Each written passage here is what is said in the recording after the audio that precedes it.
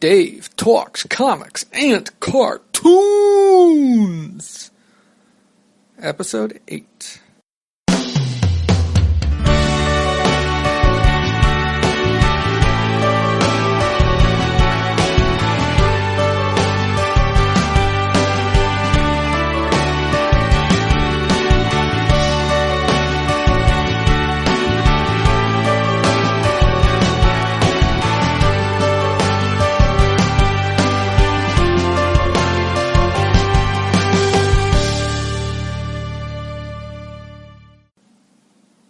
Hi folks, it's Dave here, Dave Levine, Kilmarrock on the forums. This is my show, and I like to talk about comics that I'm reading and cartoons that I'm watching, and usually those aren't the latest thing. Usually it's old comics, old cartoons. This time around, I'm going to talk a little bit about Cloak and Dagger. This is kind of an update from an earlier episode when I talked about Cloak and Dagger. Not much of a review, as much as information. Then there's a double dose of Justice League. I review 2 episodes of Justice League. And then I've started to read some comic books that I partially read or all read in full before. First off, there's Namor, which was a series that John Byrne did for Marvel Comics back in the early 90s. And then there's All-Star Squadron from the early to mid-80s. So sit back, relax, enjoy, and the segments may not be in the exact order that I just said they're in.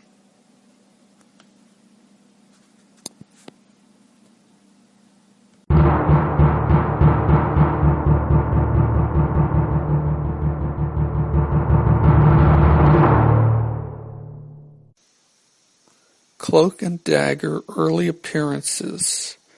On a previous episode of Dave Talks Comics and Cartoons, I talked about looking for the early appearances of Cloak and Dagger. They originally appeared in Spectacular Spider-Man number 64, and I have the first miniseries and I have their ongoing series, but I don't have their first appearances. And when I had done a search about a month or 2 ago, I found a list of those appearances, but I couldn't seem to find anywhere that they had been reprinted. Well, it looks like I was wrong. They had been reprinted in a collection called Cloak and Dagger, Crime and Punishment. And there is a special edition of those, which there was, I believe, only 360 copies printed of. And I found a copy of that for cover price, which is $29.99. Then there would be shipping costs on top of that. But there's also a regular edition of it, which I think I can probably get for about $15, $16. So I don't think I'm going to get the direct market edition, because really what I'm interested in is the stories, not so much the collectability. But anyway, this reprints all of the early Bill Mantlo written appearances, which were in Spectacular Spider-Man 64, 69, 70, 81, 82, plus it includes a story that was not written by Bill Mantlo, but I believe was written by, and now the name's escaping me, but it's Spectacular Spider-Man 94, 95, 96, which were written by Al Milgrom, and then it also collects Marvel Fanfare number 19 and Marvel Team Up Annual number 6. So, and the funny thing is, before I discovered this, I actually put in a bid on a copy of Spectacular Spider-Man number 64 on eBay. I didn't put in a huge maximum bid, but I had bid on it, and right up until the end, I had the winning bid. And so I was kind of relieved that I didn't win the auction, because this means if I had, then I probably would have just sought out the individual issues. But since I didn't, I will probably pick up this collection at some point in the future. And there is also another collection which is called Cloak and Dagger, Child of Light, Child of Darkness, which is a collection of, which I believe collects the first miniseries. And it also, I think, has some their pages from the official handbook to the Marvel Universe, something along those lines. But that's only 4 issues, so it's a little thinner, and I don't know if it's any less than the other at about $30. So, and since I already have those issues, I'm not sure if I'll get that, but if I can get it for a nice price, I might.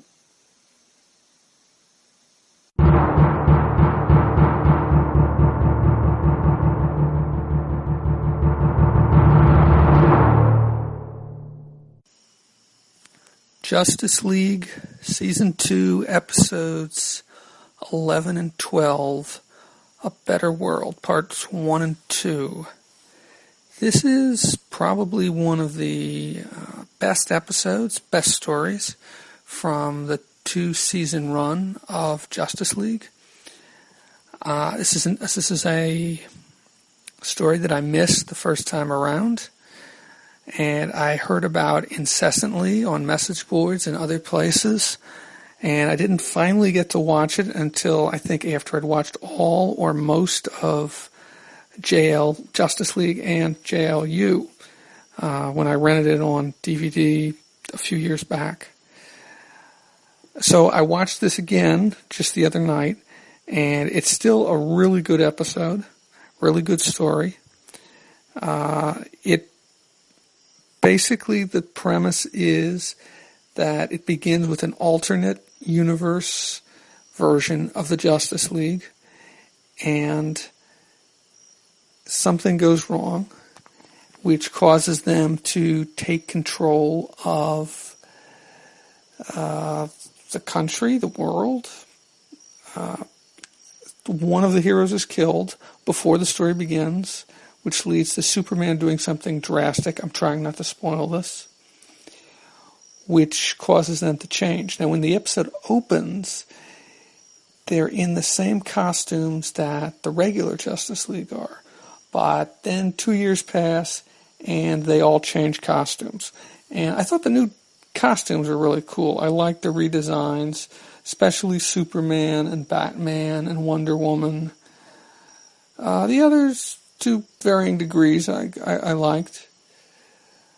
One thing I will say about this episode is certainly, although most of the violence doesn't appear on screen, although there is one particular scene involving a lobotomy that does, it's definitely out there, even for Justice League. I mean, especially for Justice League, for cartoons.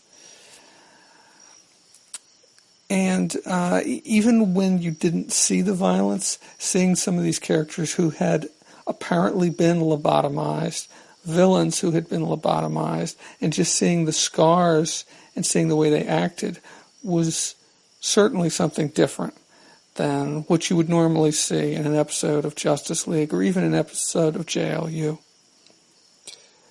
I thought that Luthor, both versions of Luthor, were very cool. He plays a key role. He plays, I guess, 2 key roles in this storyline.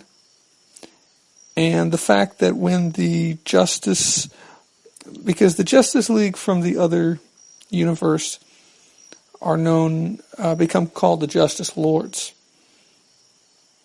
And when they cross over into the Justice League's universe, at first everybody, even though they look different because their costumes are different, everybody thinks that they are the Justice League. Except for Luthor. And I thought that was really cool. And I don't think it's that much of a spoiler because it really doesn't amount to that much. One interesting thing that I noted was that I went looking for, because I know that there have been comic books based on the animated series Batman, the animated series Superman, Justice League, JLU, etc. And I was surprised to find that the Justice Lords had not appeared in any of those comic books, even though combined there was, I think, about 80 issues between Justice League and the JLU comic book series. So I thought that was kind of interesting. Anyway, I thought this was a really good story. It's definitely worth seeing if you have any interest in the animated series and you have not seen it before. And even if you have seen it before, I think it's really good. I mean, there are some, plot holes like there are in some of these episodes, some of these stories. But I think it's an excellent story, and it really delves into the question of what is better, to have a democracy where people have the right to choose, or to have a police state where there is safety and crime is very low, but people are people are very hedged in and very held prisoner by the government, basically, because the government is so intent on keeping things safe. And that's really what this story is all about, and that's what is at the crux of the story. And there's also some very good interchanges between the two Batmen, between the Batman of the Justice Lords and the Batman of the Justice League. And it's interesting to see Superman and the Justice Lord Superman and how they handle things differently, because Justice Lord Superman does some things which definitely cross the line. So, as I was saying, great story, worth seeing if you haven't, worth watching again if you haven't seen it in a while.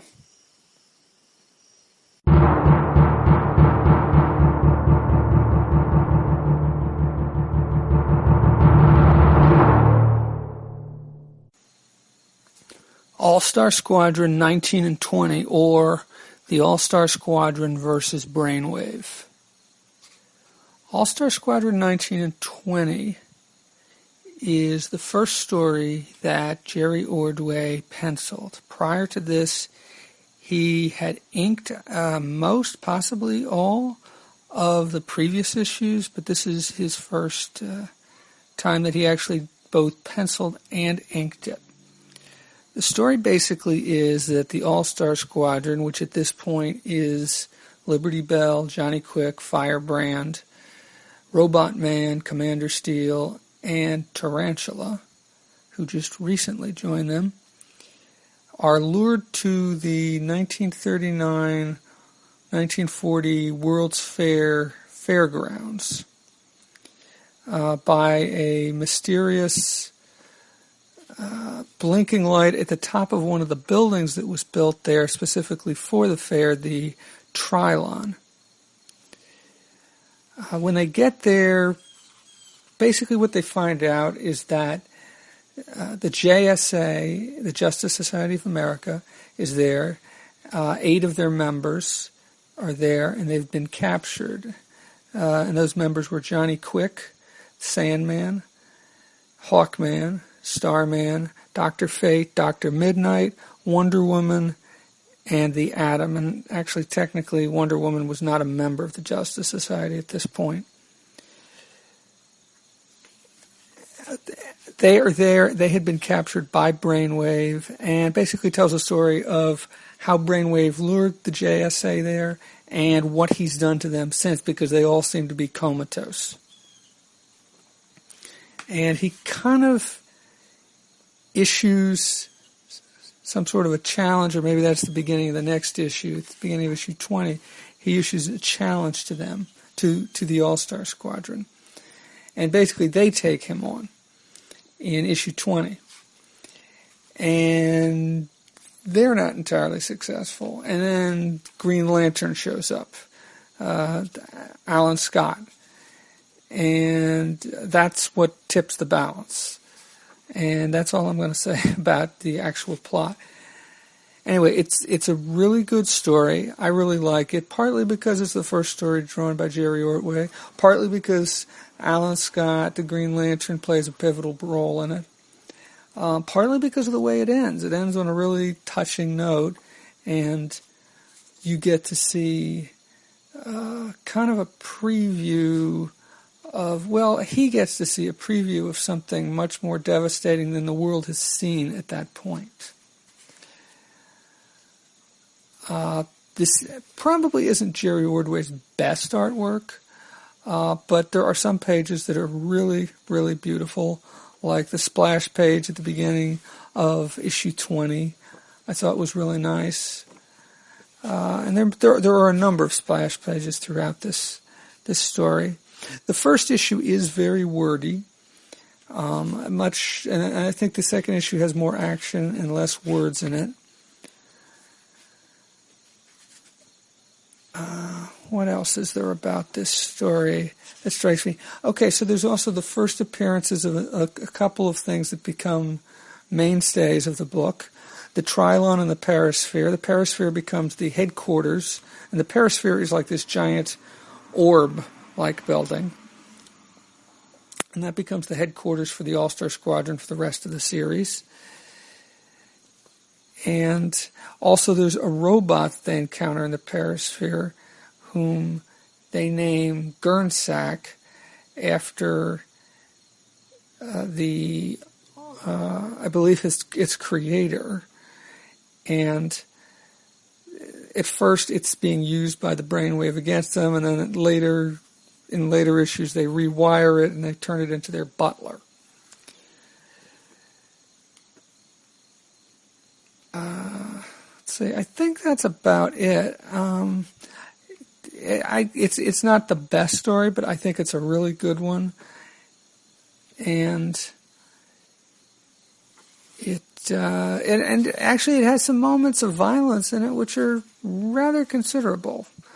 I mean, you see a lot of these characters see themselves getting killed in their dreams, and some of it's pretty graphic. I mean, not graphic to the point of limbs getting ripped off and things like that, but graphic to the point of seeing people get run over by vehicles or cut or impaled on bayonets, things like that. But it's one of my favorites, and after this leads directly into the next story, which is, I think, probably the biggest story that All-Star Squadron ever saw, which was the Ultra Saga, and that runs from All-Star Squadron 21 through 26 and then ends in annual number 2, and that story introduces Infinity Inc. and leads right into the first 10-issue 10-part story from Infinity Inc., and I'm planning to read all those.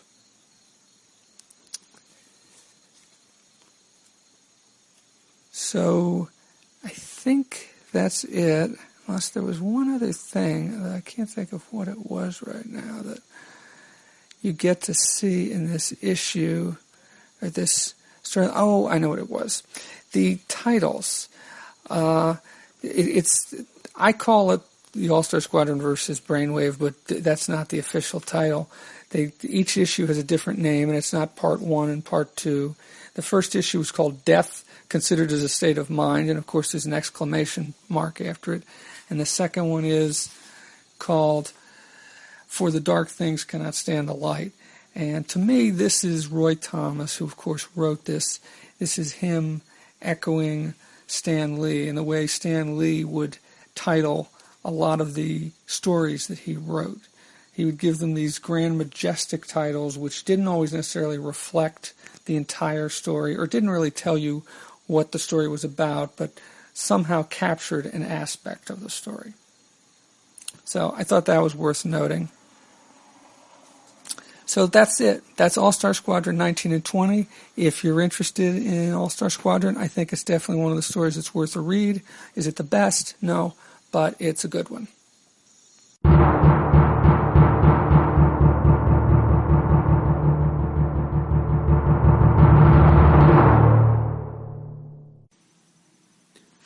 Namor the Submariner, issues 1 through 5. This is a series from Marvel Comics. It began in, the first issue is cover dated April 1990. I bought this off the stands when it first appeared, and I bought maybe the first 4, maybe 6 issues at that point, and then I kind of dropped it and went on to other things.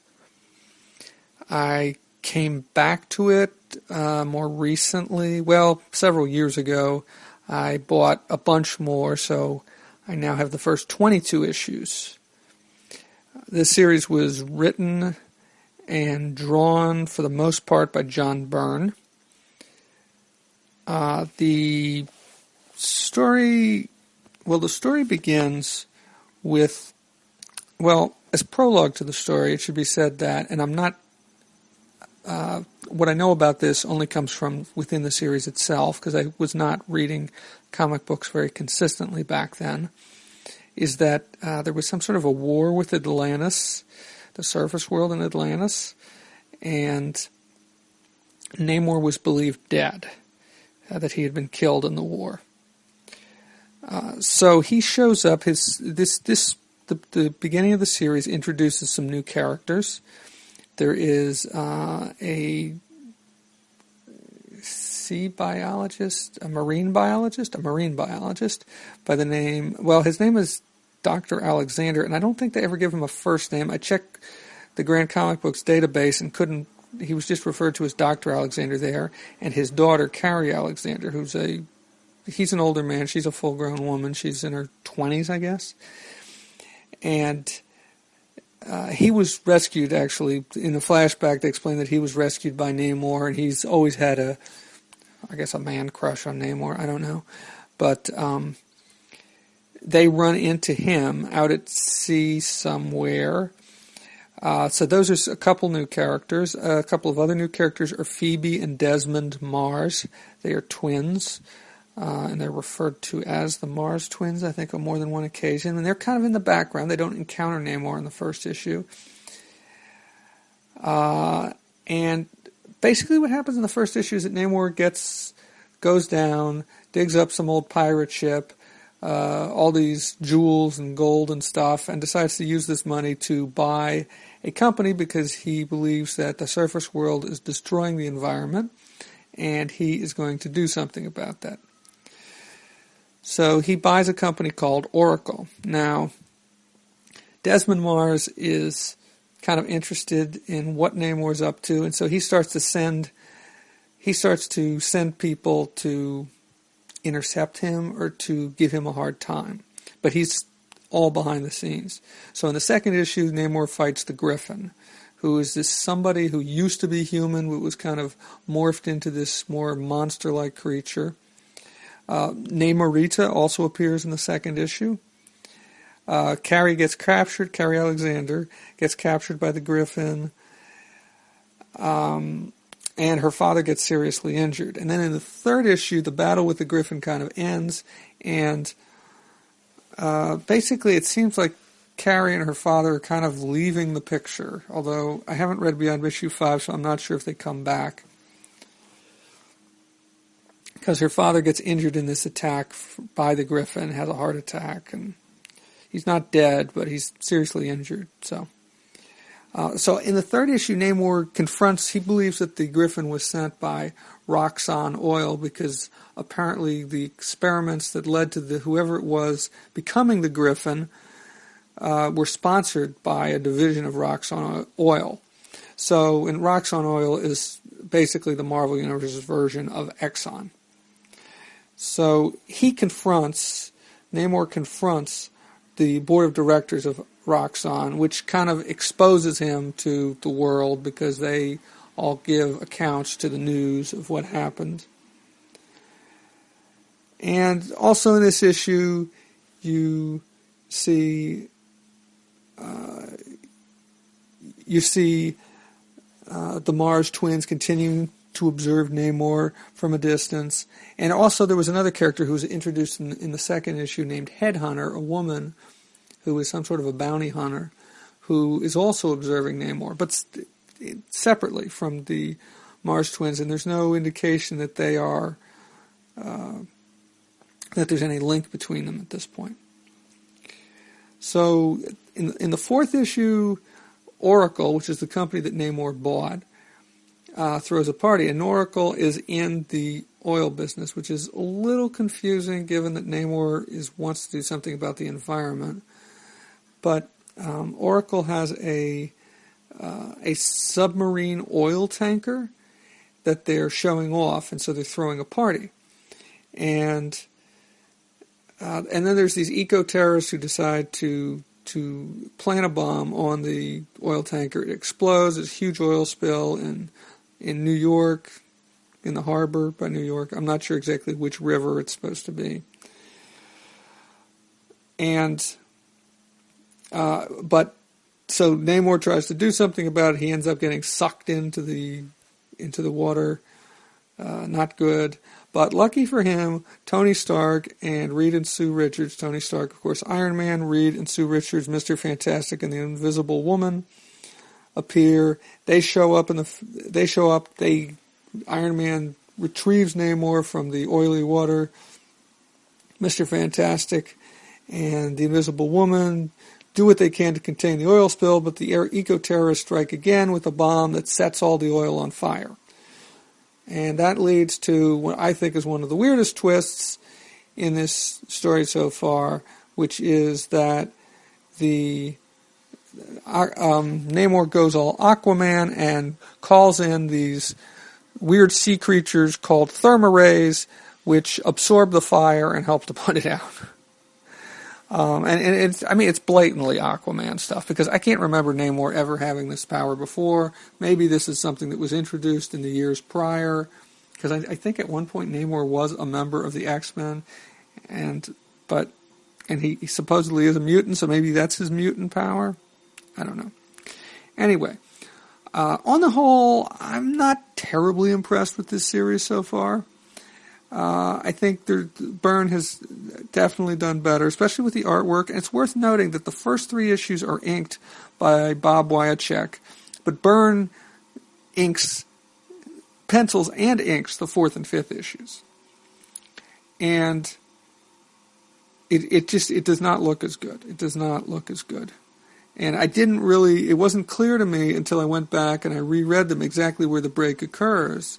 But now that I look at it, and now that I look at the credits, it's very clear to me that it looked a lot better when he was being inked by somebody else and not doing the inking himself. The story itself is a little heavy-handed and a little preachy on the whole environment thing. I mean, I can deal with the whole thing where people are constantly reminding you of what their powers are and of key plot elements, and I don't mind thought balloons. That doesn't bother me at all, but it just seems a little preachy on the whole environmental stuff, and I tend to agree with what they have to say for the most part. And also it's unclear what this character Headhunter's role will be, but based on the covers, it seems like she's going to make an appearance and she's going to have a confrontation with Namor somewhere around it in a couple more issues, around 7 or 8, I think, maybe 9. And for the moment, she, as I said before, she doesn't seem to have any connection to the Mars twins. And so anyway, I probably would not be reading this if it was not, well, for starters, I wanted to read the whole thing.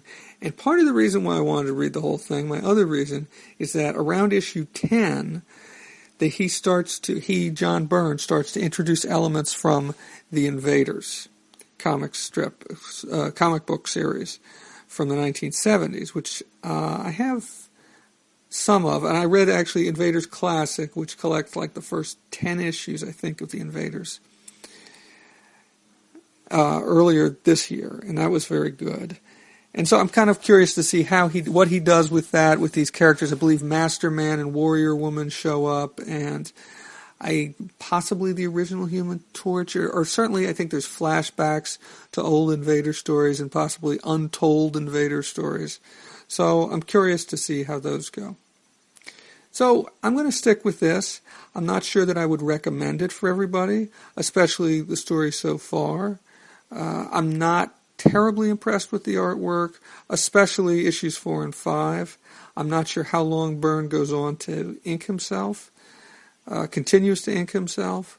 I'm hoping that he'll bring somebody else in, but we'll see. So not a glowing recommendation, especially when you compare it to some of his other work on Fantastic Four and X-Men. This is what I have decided to read. I'm going to continue to read it, and hopefully at some point in the future I will have another update on this series, and hopefully it will be a little more positive.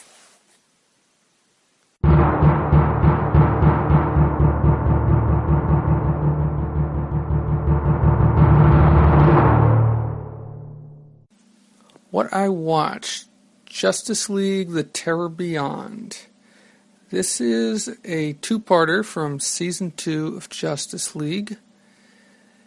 It doesn't feature the whole League. The only three Leaguers, official Leaguers who appear in this episode are Superman, Wonder Woman, and Hawkgirl. Also, Dr. Fate, Aquaman, and Solomon Grundy appear in this episode. So, the story basically is that after Aquaman helps Solomon Grundy escape from the army, and that scene really makes Grundy look like, it really looks like something out of a Hulk cartoon or story, with the army looking like the Hulk Busters.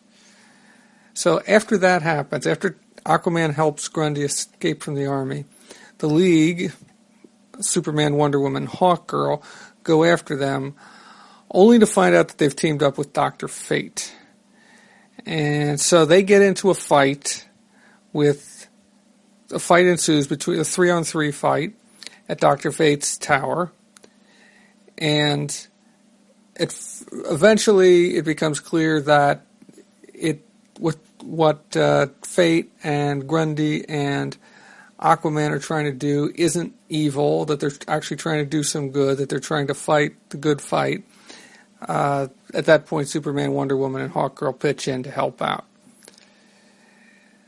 So I guess it should be noted first off that this episode, by teaming up Dr. Fate and Aquaman and Solomon Grundy, it's kind of supposed to be like a Defenders episode, because with Dr. Fate being kind of Doctor Strange, Defenders are a team from Marvel Comics, in case you don't know. With Dr. Fate stepping in for Doctor Strange, and Aquaman for Namor, and Solomon Grundy for the Hulk. This episode has some really cool stuff. First off, there are a couple flashbacks in it. The first one tells the story, the origin of Solomon Grundy, and goes back to his days as a gangster. Shows how he got killed and his body gets dumped in a swamp. It really is a different look. There's a completely different color palette used, which does a nice job to separate it from the rest. Also gives it that nice kind of retro feel, kind of a sepia-toned look to it. And then also you get an origin. The ultimate evil in this story is this monstrous creature called Cthulhu, which I guess is the terror from beyond. And it kind of looks like it's supposed to take on Cthulhu. It doesn't look exactly like some of those Cthulhu monsters from H.P. Lovecraft stories, but it kind of feels that way. And there's ties. You also in the second flashback is to Atlantis and how Cthulhu attacked Atlantis, and not the warrior kings, the sorcerer kings or the wizard king of Atlantis used the trident, which Aquaman now yields, to send Cthulhu to another dimension, and so basically it tells that story and tells the ties between Atlantis and why Aquaman has teamed up with Dr. Fate and Solomon Grundy. And Solomon Grundy has his own motivations. And of course, Dr. Fate, I guess, is this mystic protector, and so Cthulhu has kind of magical powers, and so that's, I guess, why he is involved. And then it's revealed also in the episode that there's ties between Cthulhu and Thanagar, because at some point Dr. Fate is doing this incantation and there's all this writing on the ground, and Hawker's like, wait a minute, that's Thanagarian script. What are you doing reading that stuff? And so then you get part of her story, although it isn't told in a flashback, it's just her telling it.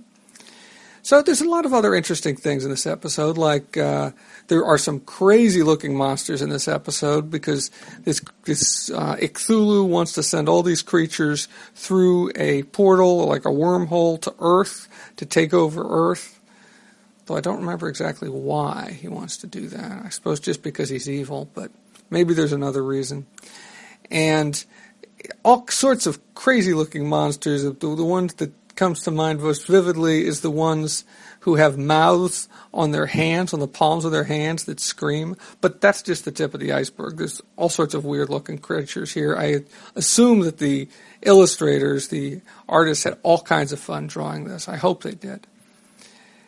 And there's also some good dialogue. There's a Hawk Girl gets in a bit of banter back and forth with Solomon Grundy at one point after they start fighting on the same side. And there's a great Hawk Girl smash moment, and it's also got a touching ending, which actually brought a tear to my eye. I didn't think it would. I'd seen this before. I guess I should have remembered how it ended. But I was moved by it. Anyway, on the whole, this was not a perfect episode. If you broke down all the little things, there are some problems with it. There are, things that they just kind of gloss over and you don't get a whole lot. But I guess that's kind of the nature of the beast with these sorts of stories. But it was fun, and it was touching in the ending. And I think it's definitely worth a look, especially if you like magical ones. And it's kind of neat that Superman's, strength doesn't make him the most powerful hero here, because after all, he's vulnerable to magic, and so actually Hawkgirl becomes, in some ways, the most powerful of the three Leaguers in this episode. So definitely, the Justice League, the Terror from Beyond, definitely worth a look.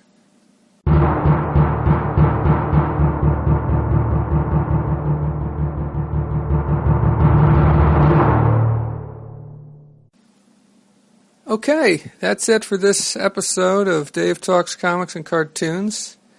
A couple notes before I go. First off, on Namor, I talked about Dr. Alexander. I didn't know what his first name was. It's Caleb. I've read a little more since then, and I found it in one of the subsequent issues. Not sure why I couldn't find it in those issues or why I couldn't remember it, but Caleb, his daughter is Carrie. Kind of makes sense. Sort of thing you'd find in a comic book. Anyway, as far as this show goes, I'm going to shoot, I think, for a bi-monthly schedule going forward. That seems to be about reasonable for me, so I'm not sure exactly when, but maybe the middle of the month, the end of the month, or the beginning of the month is what I'm going to shoot for. It's too much work to try and do this every week. As far as what I'm going to be talking about in the future, I've continued to read Namor. I think my next segment on Namor is going to be on issues 6 through 9. And I've continued to read All-Star Squadron, and I think the next segment on All-Star Squadron will be on the Ultra Saga, which runs from issues 21 through 26 plus annual number 2. And I'm getting ready to start reading a couple other things. I think I'm going to read the Warlock mini-series or limited series from Marvel, which collected a bunch of the original Warlock stories done by Jim Starlin back in the early to mid-70s, I think. And I don't have the issues right in front of me, so I'm not sure exactly where they were originally presented. And these were reprinted twice, first in the early 80s, I think, and then in the early 90s. And the ones I have are from the early 90s. But I don't think there's any difference other than the covers, I think. And I've also been reading Scalped. I finally got back to Scalped. I'm reading Volume 6, and so I'm hoping to have something to say about that. And finally, I've noticed that notes really seem to help. I've started making notes before I record, and not for all of the segments in this episode, but I personally notice a difference. And if you want to leave me any feedback, you can do that at my blog at readingforthetrade.blogspot.com, or you can email me at emaildavelevine@yahoo.com, or you can send me a tweet at Kilmarok. Just thought I'd throw that out there. So, have fun, and I'll see you next time.